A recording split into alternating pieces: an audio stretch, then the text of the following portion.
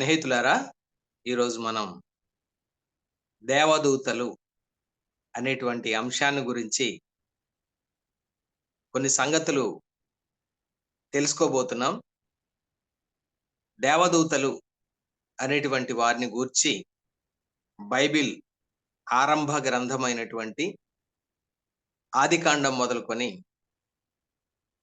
బైబిల్‌లోని చిట్ట చివరి పుస్తకమైనటువంటి ప్రకటన గ్రంథం వరకు కూడా దేవదూతలనే వ్యక్తులు మనకు తరచుగా కనబడుతూ ఉంటారు.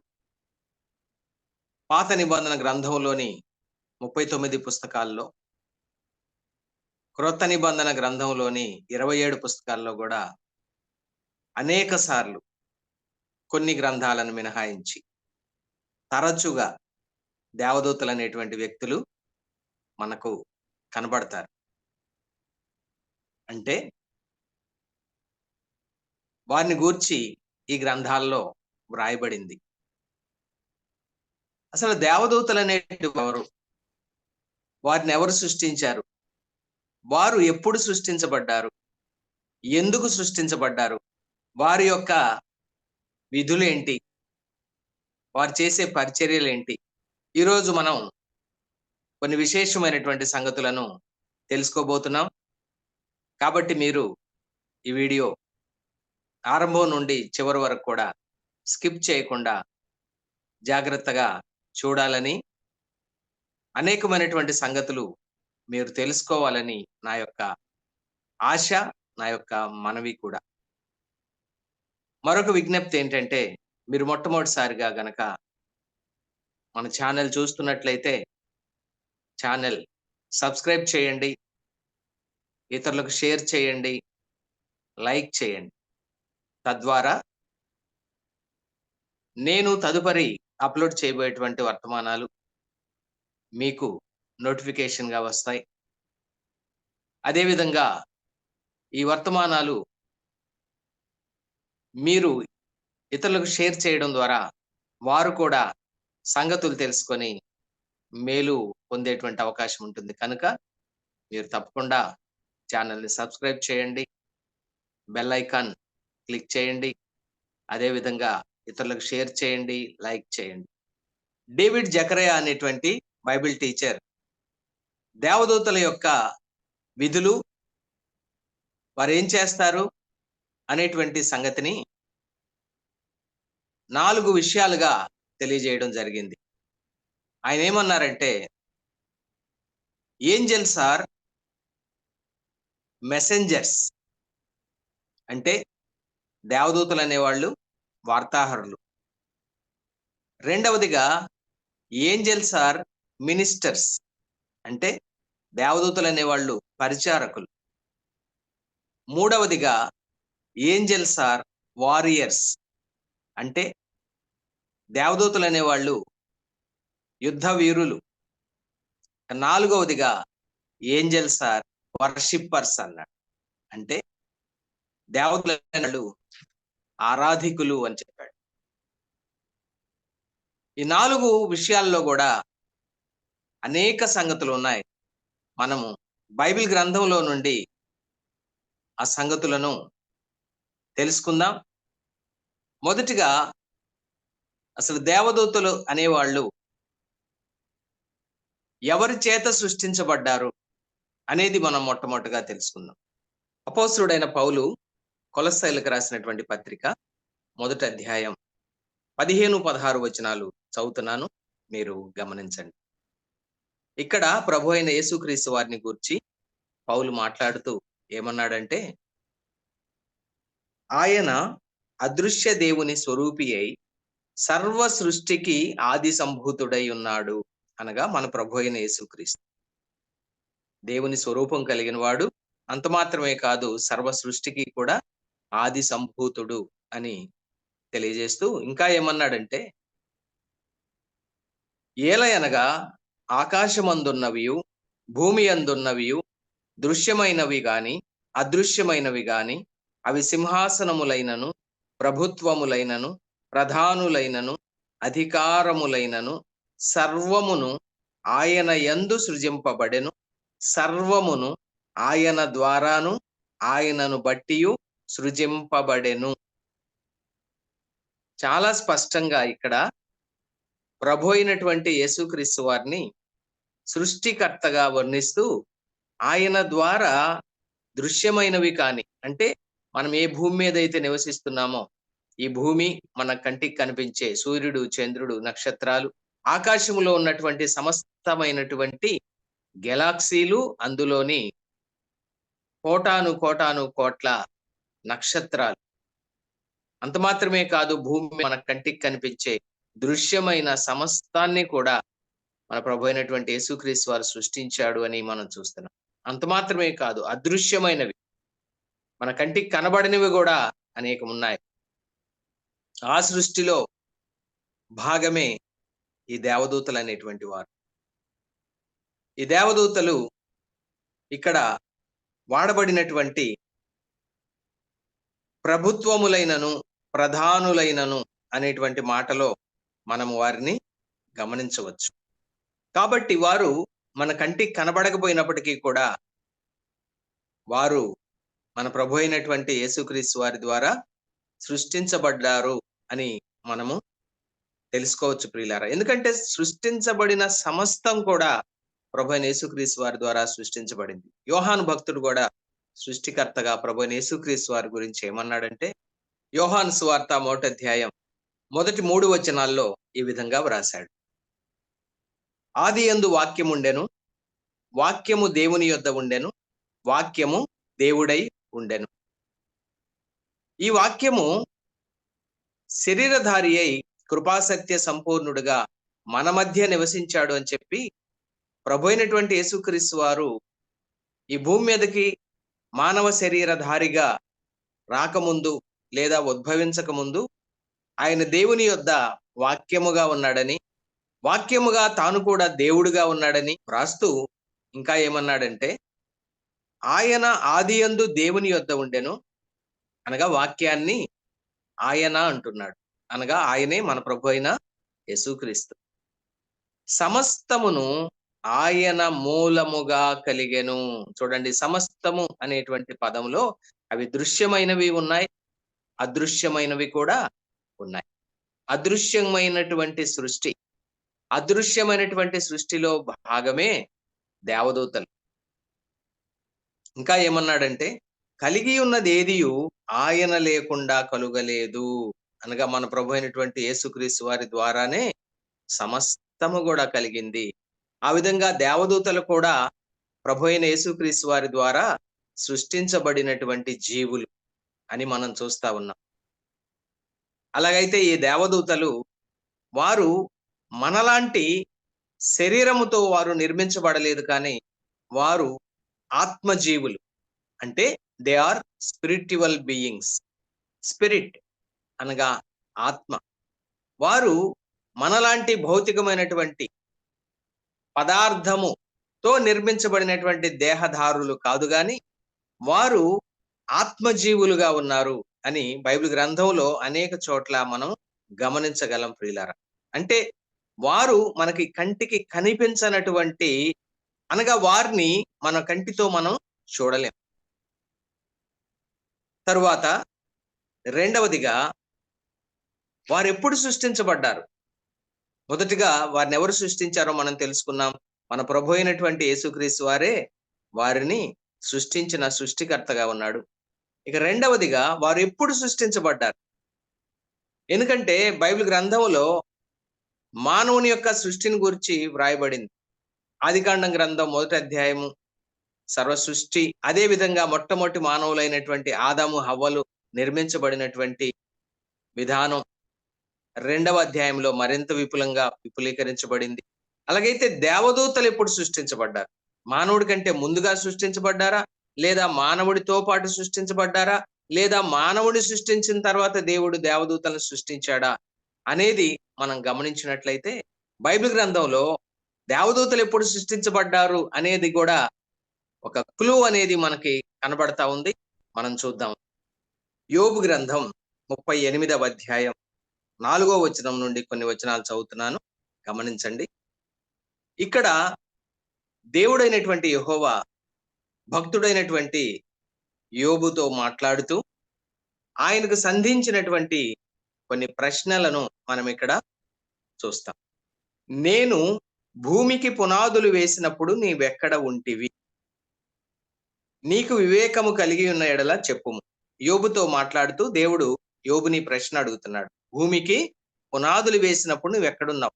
నువ్వు ఉన్నావా? నేను భూమికి పునాదులు వేసినప్పుడు అని అడుగుతూ ఇంకా మరికొన్ని సంగతులను ఆయన తెలియజేస్తా ఉన్నాడు. ఏమంటున్నాడు అంటే,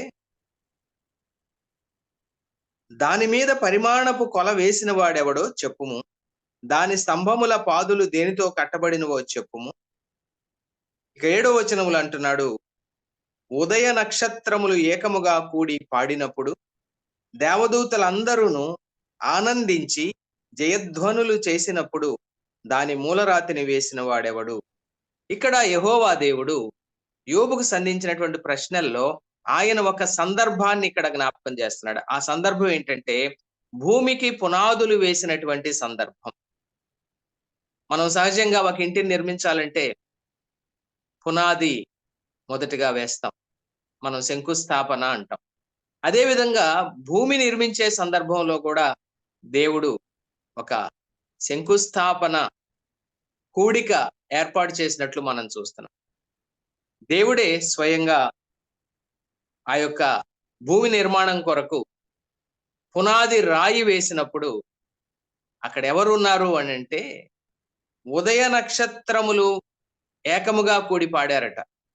ఉదయ నక్షత్రములు అంటే బైబిల్ గ్రంథములో ఉదయ నక్షత్రము అనేటువంటి పేరుతో పిలువబడిన ఇద్దరు వ్యక్తులు ఉన్నారండి. దేవదూతల్లో ఒక ప్రధాన దూతగా ఉన్నటువంటి లూసిఫర్, అదే విధంగా మన ప్రభు అయినటువంటి యేసుక్రీస్తు వారు కూడా ఉదయ నక్షత్రముగా పిలువబడ్డాడు. అలాగైతే ఇక్కడ ఒక దేవదూత అయినటువంటి లూసిఫర్ ఉన్నాడు. దేవుని కుమారుడైన సృష్టికర్త అయిన ప్రభు అయిన యేసుక్రీస్తు వారు ఉన్నాడు. అదే విధంగా దేవదూతలందరూ కూడా ఉన్నారు. ఎప్పుడైతే తండ్రి అయిన దేవుడు ఆ భూమికి పునాది వేశాడో, ఈ దేవదూతలందరూ ఏం చేశారంటే ఆనందించారు, జయ జయ ధ్వనులు చేశారట. చూడండి, ఒక అద్భుతమైనటువంటి ఒక స్తుతి కూడిక. భూమికి పునాదులు వేయబడినటువంటి సందర్భం. ఇక్కడ దేవదూతలు ఉన్నారు. అంటే దీని అర్థం ఏంటంటే, దేవుడు ఎప్పుడు ఈ భూమిని ఆకాశాన్ని నిర్మించాడో అది ఏ మానవుడు కూడా తెలుసుకోలేనటువంటి కాలము, సమయము. ఎందుకంటే బైబిల్ ఏం రాయబడిందంటే, ఆదికాండం గ్రంథం అనగా బైబిల్ గ్రంథంలోని మొట్టమొదటి పుస్తకమైనటువంటి ఆదికాండంలో మొట్టమొదటి అధ్యాయం మొట్టమొదటి వచనములో ఆది యందు దేవుడు భూమి ఆకాశములను సృజించెను అనేటువంటి మాట మనం చూస్తాం. అంటే ఆది అంటే భూమిని ఆకాశాన్ని నిర్మించింది ఆదిలో. ఆది అంటే మరలా ఎప్పుడు అంటే అది అన్డేటెడ్ పాస్ట్. అది కేవలము దేవునికి మాత్రమే తెలిసినటువంటి కాలము, తేదీ.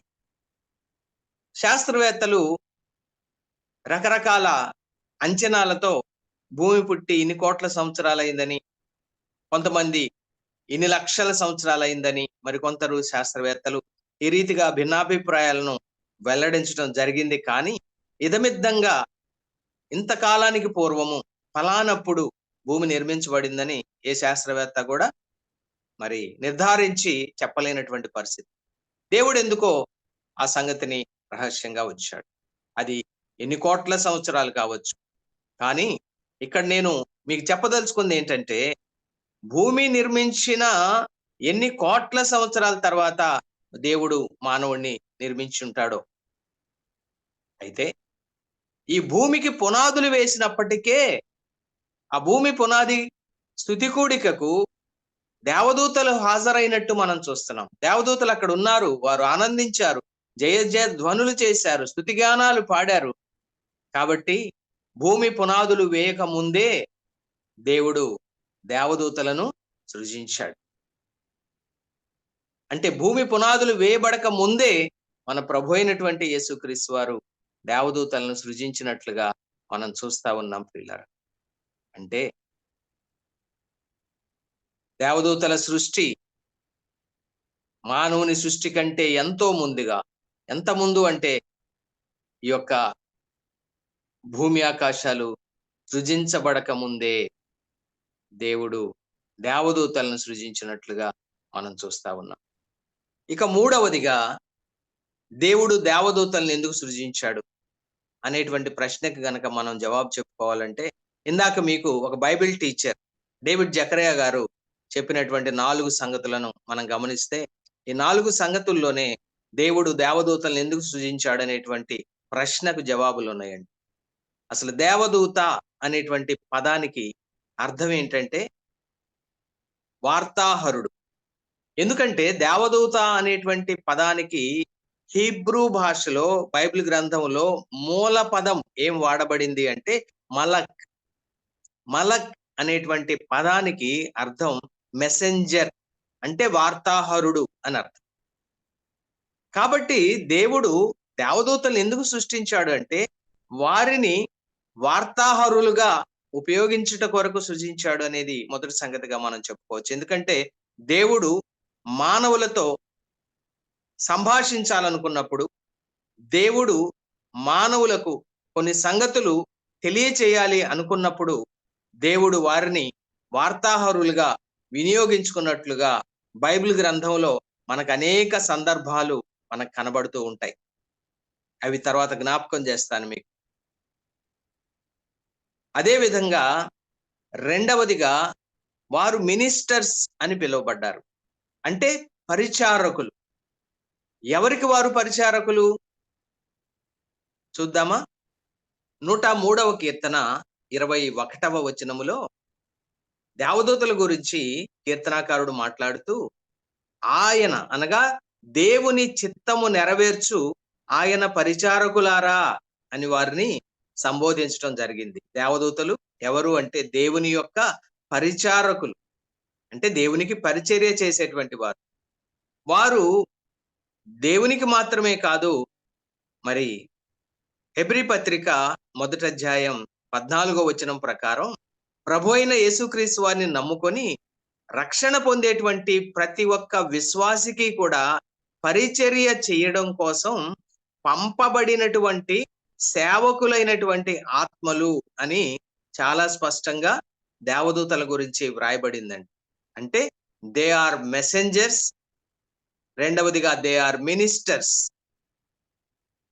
బైబిల్ గ్రంథంలో వారు ఏ విధంగా పరిచర్య చేశారనేది కూడా మీకు తరువాత మరి నేను జ్ఞాపకం చేస్తాను. ఇక మూడవదిగా దే ఆర్ వారియర్స్, వారు యుద్ధ వీరులు. అది కూడా మనం బైబిల్ గ్రంథంలో గమనించగలం. 103వ కీర్తన 21వ వచనంలో మనం గమనిస్తే దేవదూతలను గురించి కీర్తనాకారుడు ఏమన్నాడంటే యెహోవా సైన్యములారా అని వారిని పిలిచాడు. దేవదూతలు వారియర్స్, యుద్ధ వీరులు, యెహోవా సైన్యము వాళ్ళు. 148వ కీర్తన మొదటి 2 వచనాల్లో కూడా వారిని ఈ విధంగానే కీర్తనాకారుడు సంబోధించడం జరిగింది. ఆ వచనాన్ని కూడా గమనిద్దాం. 148వ కీర్తన మొదటి 2 వచనాలు. యెహోవాను స్తుతించుడి, ఆకాశవాసులారా యెహోవాను స్తుతించుడి. ఆకాశవాసులు అంటే ఆకాశములో నివసించే వారలారా. ఉన్నత స్థల నివాసులారా. ఉన్నత స్థలము అంటే ఆ పరలోకమే. ఉన్నత స్థలముల నివాసులారా ఆయనను స్తుతించుడి. ఆయన దూతలారా మీరందరూ ఆయనను స్తుతించుడి. ఆయన సైన్యములారా మీరందరూ ఆయనను స్తుతించుడి. దూతలు ఎవరటండి? ఆయన సైన్యములు. ఆయన పక్షాన యుద్ధాలు జరిగించేటువంటి వారు. ఆ సంగతి కూడా బైబిల్ గ్రంథంలో వ్రాయబడింది. అది కూడా తర్వాత మీకు జ్ఞాపకం చేస్తాను. ఇక 4వదిగా దే ఆర్ వర్షిప్పర్స్, అనగా దేవదూతలు దేవుణ్ణి ఆరాధించేటువంటి ఆరాధికులు అని కూడా మనం చూస్తా ఉన్నాం. ఇప్పుడే మనం చదువుకున్నటువంటి 148వ కీర్తనలో కూడా దేవదూతలతో కీర్తనాకారుడు మాట్లాడుతూ యెహోవాను స్తుతించుడి, ఆయనను స్తుతించుడి, మీరందరూ ఆయనను స్తుతించుడి అనేటువంటి మాటలు మనం ఇక్కడ చూస్తాం. 103వ కీర్తనలో కూడా కీర్తనాకారుడు దేవదూతలతో ఈ రీతిగానే మాట్లాడడం మనం గమనించగలం. 103వ కీర్తన 20వ వచనం మనం గమనిస్తే యెహోవా దూతలారా ఆయన ఆజ్ఞకు లోబడి ఆయన వాక్యము నెరవేర్చు బలశూరులారా ఆయనను సన్నుతించుడి. 21వ వచనంలో కూడా అంటాడు, మీరందరూ ఆయనను సన్నుతించుడి అంటాడు. అంటే వారు ఆయన ఆరాధించేటువంటి వారని మనం చూస్తున్నాం. మరొక మాట కూడా ఇక లూకాసు వార్త 2వ అధ్యాయం 13, 14 వచనాల్లో కూడా ఈ సంగతిని లూకా భక్తుడు కూడా రాశాడు. వెంటనే పరలోక సైన్య సమూహము ఆ దూతతో కూడా ఉండి, పరలోక సైన్య సమూహం అంటే దేవదూతలందరూ, మరొక దేవదూతతో కూడా ఉండి, సర్వోన్నతమైన స్థలములలో దేవునికి మహిమయు ఆయనకిష్టులైన మనుషులకు భూమి మీద సమాధానమును కలుగునుగా కానీ దేవుని స్తోత్రము చేయుచుండెను అనే మాట మనం చూస్తా ఉన్నాం.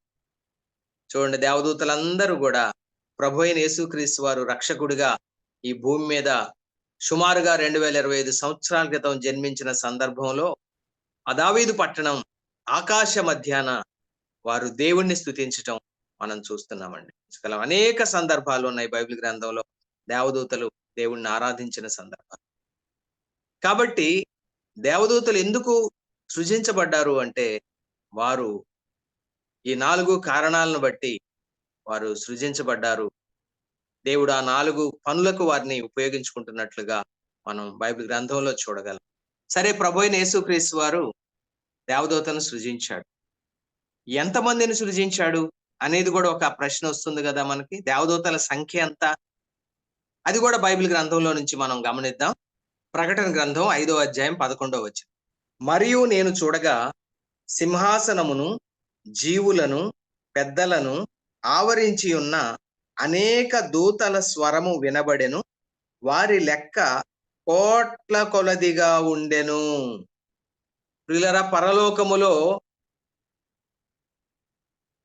తండ్రి అయినటువంటి దేవుణ్ణి, ప్రభు అయిన యేసుక్రీస్తు వారిని ఆరాధిస్తున్నటువంటి దేవదూతల సంఖ్య ఇక్కడ భక్తుడైనటువంటి యోహాను చూచి వ్రాస్తున్నాడు. ఎందుకంటే ప్రకటన గ్రంథంలో స్వయంగా ఒక ప్రత్యక్ష సాక్షిగా ఆయన చూచి విని వ్రాసినటువంటి సంగతులు కదా.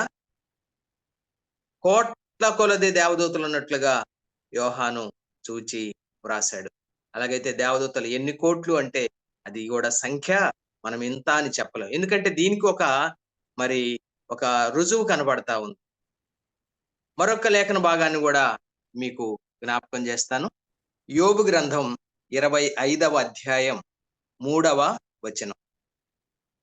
ఆయన సేనలను లెక్కింప శక్యమా? ఒక ప్రశ్న గుర్తుతోటి ఈ మాట ఇక్కడ వ్రాయబడింది. ఆయన అనగా దేవుడు, దేవుని సేనలను, యెహోవా దేవుని సేనలు అంటే దేవదూతలే. దేవదూతలను లెక్కించటం సాధ్యమేనా అనే ప్రశ్న యోబు గ్రంథం 25:3లో ఇక్కడ మనం చూస్తున్నాం. అంటే ఆయన దూతల యొక్క లెక్క యోహాను భక్తుడేమో కోట్ల కొలది అన్నాడు, కానీ ఇన్ని కోట్లు అని లెక్క పెట్టడం అసాధ్యము అని ఇక్కడ యోబు గ్రంథంలో యోబు స్నేహితుడైనటువంటి బిల్దదు మాట్లాడటం మనం చూస్తా ఉన్నాం. అలాగైతే దేవదూతలు నక్షత్రాలతో పోల్చబడ్డారు. నక్షత్రాల సంఖ్య ఎవరైనా లెక్క పెట్టగలరా?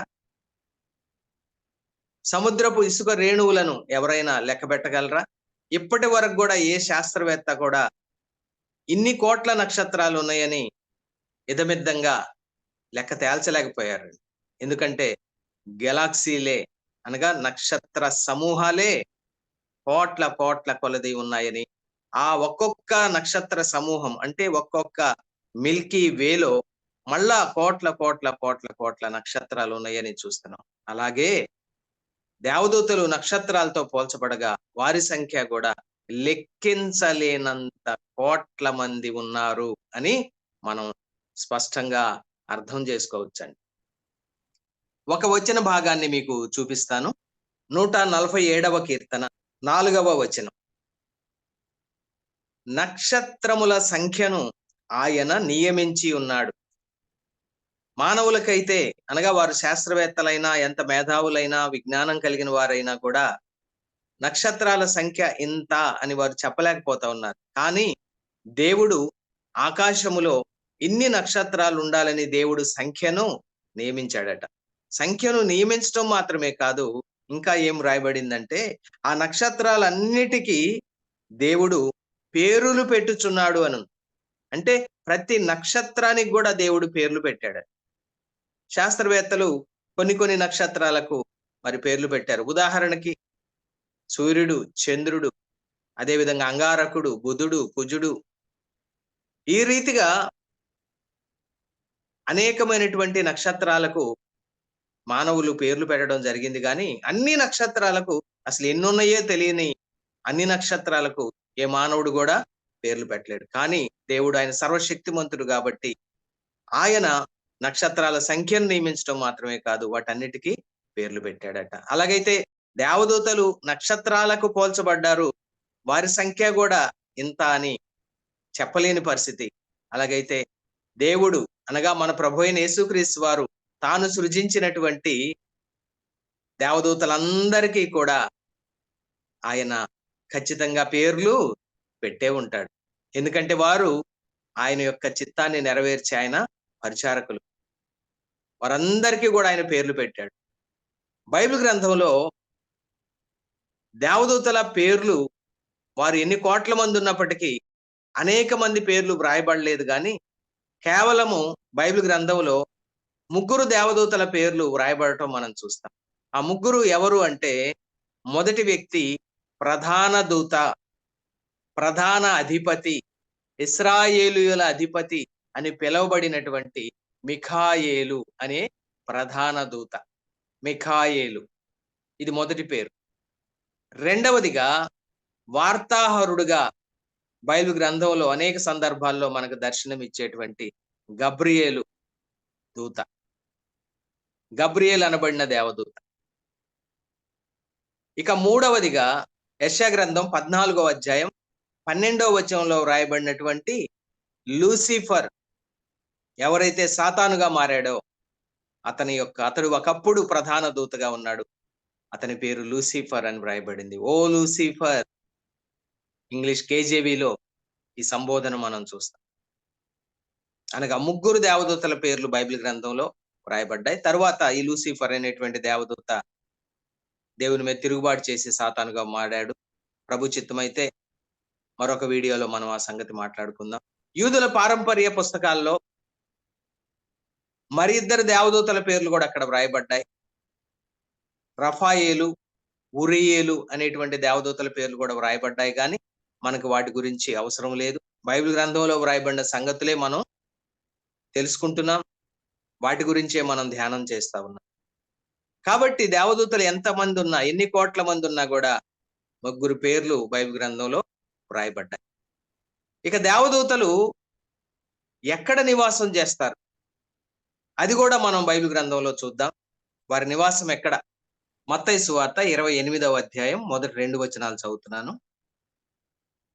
విశ్రాంతి దినము గడిచిపోయిన తరువాత ఆదివారమున తెల్లవారుచుండగా మగ్దలేనే మరియయు వేరొక మరియయు సమాధిని చూడవచ్చిరి. శిలువ మీద సర్వమానవాళి కొరకు ప్రభువైన యేసుక్రీస్తు వారు చనిపోయిన తర్వాత ఆయన శరీరాన్ని శిలువ మీద నుండి దించి అరిమతయి యోసేపు యొక్క సమాధిలో ఉంచబడగా, ఆ సమాధికి అడ్డంగా ఉంచబడినటువంటి రాయిని పరలోకము నుండి వచ్చినటువంటి ప్రభుదూత పొర్లించి, ఆ రాయిని పొర్లించి దాని మీద కూర్చుండెను.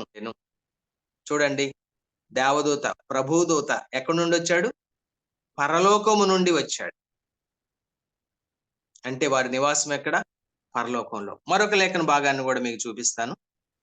రాజులు మొదటి గ్రంథం 22వ అధ్యాయం 19వ వచనం. మీకాయా ఇట్లనెను, యెహోవా సెలవిచ్చిన మాట ఆలకించుము. యెహోవా సింహాసనాసీనుడై ఉండగా పరలోక సైన్యం అంతయు ఆయన కుడి పార్శ్వమునను ఎడమ పార్శ్వమునను నిలిచి ఉండుట నేను చూచితిని. చూడండి, మీకాయా అనేటువంటి ఒక ప్రవక్త పరలోక దర్శనాన్ని చూచాడు. ఏం రాశాడంటే, దేవుడైనటువంటి యెహోవా సింహాసనాసీనుడై ఉండగా పరలోక సైన్యం అంతా కూడా, అనగా దేవదూతలందరూ కూడా ఆయన కుడి వైపున కొంతమంది, ఎడమ వైపున కొంతమంది నిలబడి ఉండటం ఆయన ఆ అద్భుతమైనటువంటి దృశ్యాన్ని చూచాడండి. అంటే దేవదూతలు పరలోక సైన్యముగా, యెహోవా సైన్యముగా పిలువబడినటువంటి దేవదూతలు వారి నివాసం పరలోకము అని మనకి స్పష్టంగా ఈ లేఖనాల ద్వారా అర్థమవుతా ఉంది. ఇక్కడ మీకు మరొక సంగతిని కూడా నేను తెలియచేయాలని ఆశపడతా ఉన్నాను. చాలా మంది క్రైస్తవులు, విశ్వాసులు కూడా దేవదూతను గూర్చి సంబోధించేటువంటి సందర్భంలో చాలా మంది ఈ విధంగా మాట్లాడటం నేను విన్నానండి. దేవదూత వచ్చింది మరియమ్మ దగ్గరకు, దేవదూత వచ్చింది, దేవదూత యేసయ్య పుడతాడని చెప్పింది అని ఫిమేల్ జెండర్‌లో దేవదూతల్ని సంబోధించే వారిని నేను చాలా మందిని చూశాను. అయితే బైబిల్ ఏమని చెప్తా ఉంది? దేవదూతలను గురించి ప్రస్తావించిన ప్రతి సందర్భంలో కూడా వారిని ఆయన లేదా అతడు అని పిలవడం జరిగింది. అంటే వారిని మేల్ జెండర్‌లో, అంటే పురుషలింగములో వారిని సంబోధించడం జరిగింది. వారు స్త్రీలింగంలో అనగా ఫిమేల్ జెండర్‌లో ఎక్కడా గూడా బైబిల్ గ్రంథంలో ప్రస్తావించబడల. కారణం ఏంటి? వారు మేల్ జెండర్‌గా ఉన్నట్టు మనం చూస్తా ఉన్నామండి. దేవదూతలందరూ కూడా. అందుకనే అతడు అనే పదమే ఉపయోగించబడింది. బైబిల్‌లో ఆదికాండం మొదలుకొని ప్రకటన గ్రంథం వరకు కూడా దేవదూతలను గురించి వర్ణించబడినటువంటి సందర్భాల్లో అతడు అనే పదమే ఉపయోగించబడింది. ఆయన అనేటువంటి పదమే ఉపయోగించబడింది గాని, ఆమె అని గాని, అది అని గాని ఉపయోగించబడలేదు. ఈ విషయంలో మీరు స్పష్టత కలిగి ఉండాలని నేను ప్రభువు పేరట మీకు మనవి చేస్తా ఉన్నాను. అదే విధంగా సందర్భం కాకపోయినప్పటికీ కూడా పరిశుద్ధాత్ముడిని గురించి కూడా చాలా మంది అనగా త్రిత్వములోని మూడవ వ్యక్తి అయినటువంటి పరిశుద్ధాత్ముడిని గురించి కూడా చాలా మంది ఆత్మ వచ్చింది, ఆత్మ చెప్పింది అనేటువంటి ఫిమేల్ జెండర్ ని పరిశుద్ధాత్ముడికి కూడా ఉపయోగిస్తా ఉంటారు. కానీ బైబిల్ స్పష్టంగా చెప్పింది, ప్రభువైన యేసుక్రీస్తు వారు కూడా చెప్పాడు. పరిశుద్ధాత్ముడి గురించి మాట్లాడుతూ యోహాను సువార్త 14వ అధ్యాయంలో ఒక ఉదాహరణగా మీకు జ్ఞాపకం చేస్తాను. ఆదరణకర్తగా ఆ పరిశుద్ధాత్ముడు వస్తాడని చెప్తూ ఆయన వచ్చి అన్నాడే గాని, ఆమె అని గాని, ఆత్మ వస్తది అని గాని ప్రభువారు ఉపయోగించలేదండి. ఎందుకంటే పరిశుద్ధాత్ముడు కూడా మేల్ జెండర్ లోనే, పురుష లింగములోనే ఆయన పిలువబడ్డాడు. ఆయన ఆయన ఆయన అని పరిశుద్ధాత్ముని గురించి ప్రభువైన యేసుక్రీస్తు వారే యోహాను సువార్త 14, 15, 16 అధ్యాయాల్లో చాలా సందర్భాల్లో ఆయన పరిశుద్ధాత్ముడిని ప్రభువైన యేసుక్రీస్తు వారు ఆయన అని సంబోధించడం జరిగింది. ఇది కూడా మీరు స్పష్టమైన అవగాహన కలిగి ఉండాలని నేను ఆశపడుతున్నాను. దేవదూతలు వివాహం చేసుకుంటారు. దీనికి కూడా బైబిల్‌లో చాలా స్పష్టమైన జవాబు మన ప్రభువైన యేసుక్రీస్తు వారే చెప్పారు. ఆ లేఖన భాగాన్ని మీకు చదివి వినిపిస్తాను. మత్తయి సువార్త 22వ అధ్యాయం 30వ వచనం. పునరుద్ధానమందు ఎవరునూ పెండ్లి చేసుకొనరు, పెండ్లికి ఇయ్యబడరు. వారు పరలోకమందున్న దూతల వలె ఉందురు. ఇక్కడ దూతల వలె అని ఉన్న చోట 2 అని ఫుట్ నోట్ వ్రాసి ఏమన్నాడంటే అక్కడ దేవుని దూతల వలె ఉందురు. అంటే దేవుని దూతలు పెండ్లి చేసుకోరు, పెండ్లికి ఇయ్యబడరు. లూకాసు వార్త 20వ అధ్యాయం 34వ వచనం నుండి కొన్ని వచనాలు చదువుతున్నాను, గమనించండి. అందుకు యేసు, ఈ లోకపు జనులు పెండ్లి చేసుకొందురు, పెండ్లికి ఇయ్యబడుదురు. కానీ పరమును మృతుల పునరుద్ధానమును పొందుటకు యోగ్యులని ఎంచబడిన వారు పెండ్లి చేసుకొనరు, పెండ్లికి ఇయ్యబడరు. వారు పునరుద్ధానములో పాలివారై ఉండి దేవదూత సమానులను దేవుని కుమారులునై ఉందురు గనుక వారికను చావనేరరు. చూడండి స్నేహితులారా, దేవదూతలు పెండ్లి చేసుకోరు, వారు పెండ్లికి ఇవ్వబడరు అని ప్రభువైన యేసుక్రీస్తు వారే, అంటే ఆ దేవదూతల్ని సృష్టించినటువంటి యేసుక్రీస్తు ప్రభువారే స్పష్టంగా తెలియజేస్తున్నాడు. అంటే దేవదూతల వివాహం చేసుకో. ఇక మరో ఆశ్చర్యకరమైన సంగతి ఏంటంటే దేవదూతలు బైబిల్ గ్రంథంలో కొన్ని చోట్ల దైవ పుత్రులుగా, దైవ కుమారులుగా పిలువబడ్డారండి. ఇది ఎంత ఆశ్చర్యం! అవేంటో ఆ రిఫరెన్స్‌లు మీకు చూపిస్తాను. యోబు గ్రంథం 1వ అధ్యాయం 6వ వచనం. దేవదూతలు యెహోవా సన్నిధిని నిలుచుటకై వచ్చిన దినమొకటి తటస్థించెను. దేవదూతలు యెహోవా సన్నిధిలో నిలిచేటువంటి ఒక దినం వచ్చిందట. ఇక్కడ దేవదూతలు అనేటువంటి పదం దగ్గర 1 అని ఒక సంఖ్య వేసి కింద ఆ ఫుట్ నోట్‌లో అర్థం రాశారు.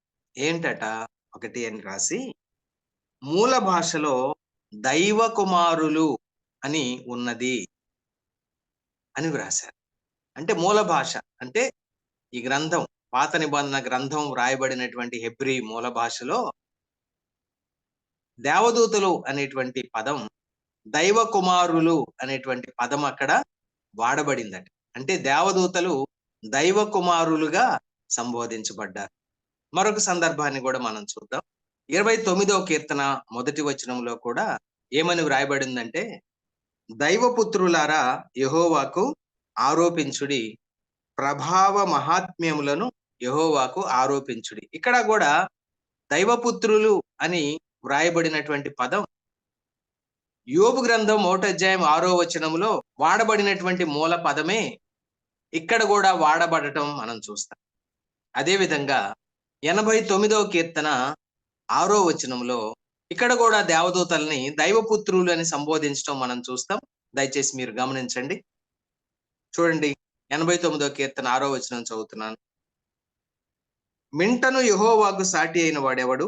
దైవపుత్రులలో యెహోవా వంటి వాడు ఎవడు? చూడండి, దేవదూతల్లో యెహోవా వంటి వాడెవడు అని చెప్తూ వారిని దైవపుత్రులు అని సంబోధించడం మనం చూస్తాం. ఇంగ్లీష్ కేజేవి, ఎన్కేజేవిలో సన్స్ ఆఫ్ ది మైటీ అని అక్కడ ఇంగ్లీష్ తర్జుమా రాయబడింది. అంటే దాని అర్థం ఏంటంటే శక్తి ప్రభావములు కలిగిన వాని కుమారులు అని రాయబడింది. అనగా సృష్టికర్త మన ప్రభు అయిన యేసుక్రీస్తు వారు ఆయన యొక్క శక్తిని, ప్రభావాన్ని దేవదూతలు అనగా దైవపుత్రులుగా వారు వెల్లడి చేస్తున్నారని మనకు అర్థమవుతా ఉంది. ఇక దేవదూతలను సృష్టించిన మన ప్రభు అయిన యేసుక్రీస్తు వారు పరిశుద్ధుడు అని బైబిల్ ఘోషిస్తా ఉంది. అదే విధంగా ఆయన సృష్టించినటువంటి దేవదూతలు మరి వారు పరిశుద్ధులేనా? ఆ విషయం కూడా చూద్దామా? 89వ కీర్తన 7వ వచనం. 89వ కీర్తన 7వ వచనం. పరిశుద్ధ దూతల సభలో ఆయన మిక్కిలి భీకరుడు. చూడండి, దేవదూతల గురించి వారు పరిశుద్ధ దూతలు అని వ్రాయబడింది. అంటే దేవదూతలు వారి సృష్టికర్త అయినటువంటి యేసు ప్రభు లాగానే ఆయన సృష్టించిన దేవదూతలు కూడా పరిశుద్ధులు అని మనం తెలుసుకుంటా ఉన్నాం. ప్రియ స్నేహితులారా, దేవదూతల గురించి మరికొన్ని సంగతులు మీకు తెలియజేస్తాను. దేవదూతలకు ఉన్నటువంటి శక్తి సామర్థ్యాలను గురించి బైబిల్ ఏమన్నా చెప్పిందా? అది కూడా మీకు తెలియజేస్తాను. కీర్తన గ్రంథం 103వ కీర్తన 20వ వచనములో దేవదూతల గురించి కీర్తనకారుడు మాట్లాడుతూ, యెహోవా దూతలారా ఆయన ఆజ్ఞకు లోబడి ఆయన వాక్యము నెరవేర్చు బలశూరులారా అని వారిని సంబోధించడం జరిగింది. బలశూరులు అంటే దేవదూతలు బలశూరులు, అంటే వారు బలము కలిగినటువంటి వారు. మరొక లేఖన భాగాన్ని కూడా మీకు చూపిస్తాను. పేతురు 2వ పత్రిక 2వ అధ్యాయం 11వ వచనం. దేవదూతలు వారి కంటే, అంటే అక్కడ కొంతమంది భక్తిహీనులైనటువంటి మనుషుల గురించి చెప్తూ పేతురు గారు ఏమంటాడంటే, దేవదూతలు ఆ మనుష్యుల కంటే మరి అధికమైన బలమును శక్తియు కలవారు అన్నాడు. చూడండి, దేవదూతలు వాళ్ళు బలశూరులు. ఎంత బలం అంటే వారిది మనుష్యుల బలము కంటే మరి అధికమైన బలము, అధికమైనటువంటి శక్తి కలిగిన వారు అని దేవదూతలను గురించి వ్రాయబడతా ఉంది. మరొక లేఖన భాగాన్ని కూడా మీకు చూపిస్తాను. ప్రకటన గ్రంథం 5వ అధ్యాయం 2వ వచనం. బలిష్ఠుడైన ఒక దేవదూత బిగ్గరగా ప్రచురింపగా చూచి తిని. బలిష్ఠుడైన ఒక దేవదూత. చూడండి, బలిష్ఠుడు అంటే ఎంత బలము కలిగినటువంటి వాడు. ఎంత బలము దేవదూతల కంటే, మనుషుల కంటే కూడా ఎంత బలము కలిగిన వారో ఒక్క ఇన్సిడెంట్ మీకు చూపిస్తాను. యెషయా గ్రంథం 37వ అధ్యాయం 36వ వచనం. సందర్భం ఏంటంటే, అషూరు రాజైనటువంటి సన్హెరీబు యూదా రాజైనటువంటి హిజ్కియా మీదకి లక్షల సైన్యంతో దండెత్తి వచ్చిన సందర్భం. వారు వచ్చిన రాత్రి ఏం జరిగిందంటే, ఇక్కడ ఈ 36వ వచనంలో నేను చదువుతున్నాను. యెషయా గ్రంథం 37, 36. అంతట యెహోవా దూత బయలుదేరి అష్షూరు వారి దండుపేటలో 185,000 మందిని మొత్తెను. ఉదయమున జనులు లేవగా వారందరూ మృత కళేబరములుగా ఉండిరి. ప్రియులారా, ఇక్కడ చూడండి, ఒక్క యెహోవా దూత బయలుదేరట అష్షూరు వారి దండుపేటలోచొచ్చి 1,85,000 మంది సైనికులను చంపివేసినట్లు ఇక్కడ గ్రంథస్థం చేయబడిందండి. అంటే ఆ దూత ఎంత శక్తిమంతుడో, ఎంత బలము కలిగిన వాడో మనం చూస్తా ఉన్నామండి.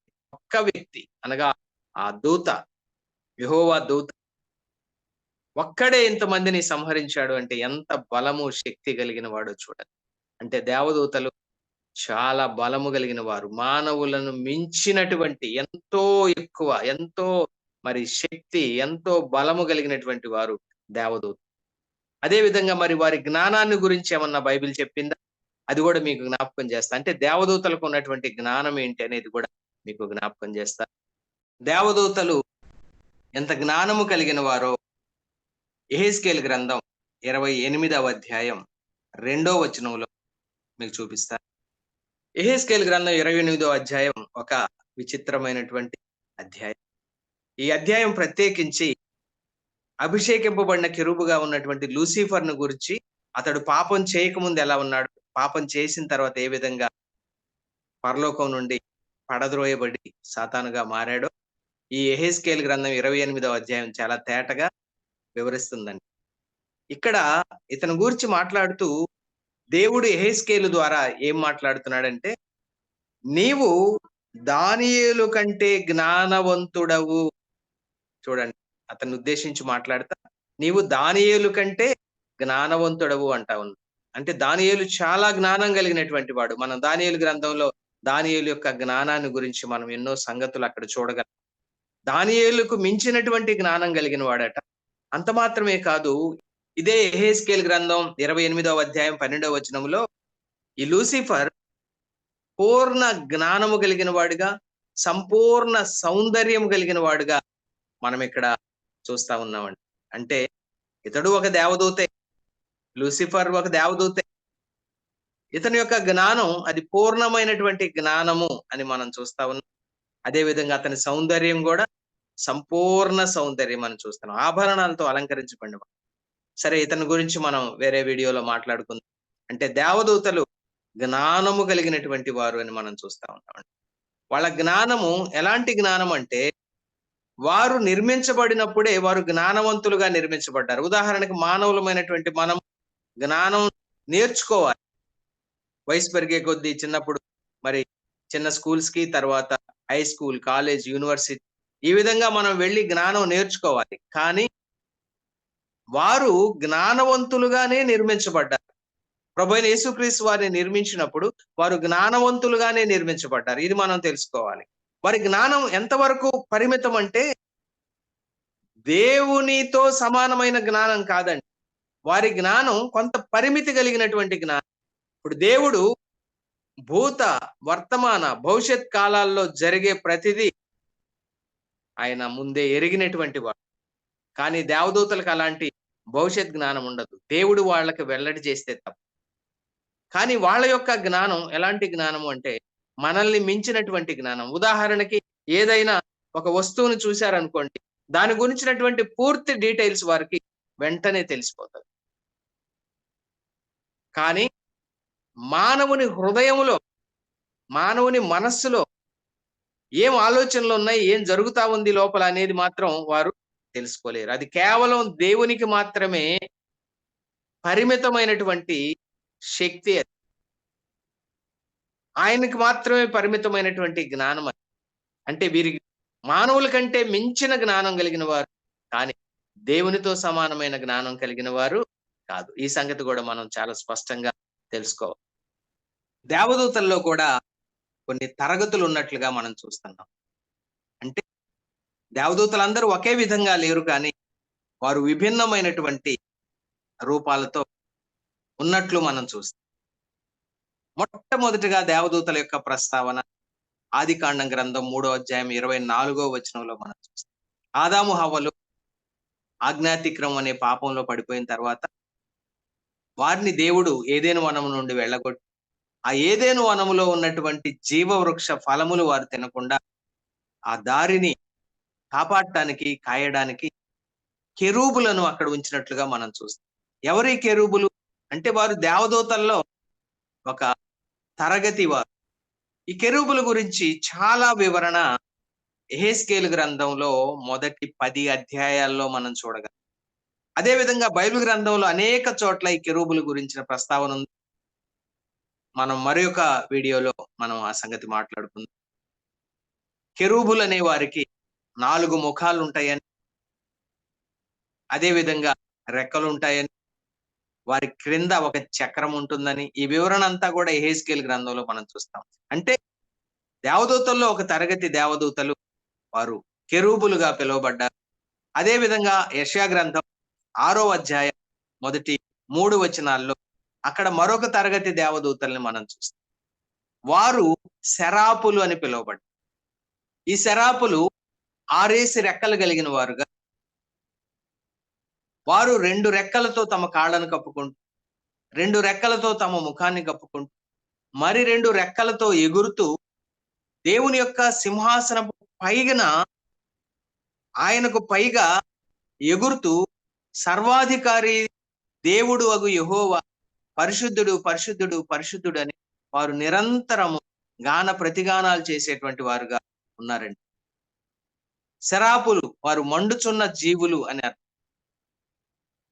వీరు 2వ తరగతికి చెందినటువంటి వారు. ఇక దేవదూతల్లో మరొక తరగతి 4 జీవులు అనేటువంటి మాట కూడా మనం చూస్తాం. అలాగైతే దేవదూతల్లో వీళ్ళు ఈ వెరైటీస్ లేదా ఈ తరగతులు, ఈ క్లాసెస్ ఉన్నట్లుగా మనం చూడగలము. ప్రియ స్నేహితులారా, దేవదూతలను గురించినటువంటి కొన్ని సంగతులను ఈ మొదటి వీడియోలో మనం తెలుసుకున్నాం.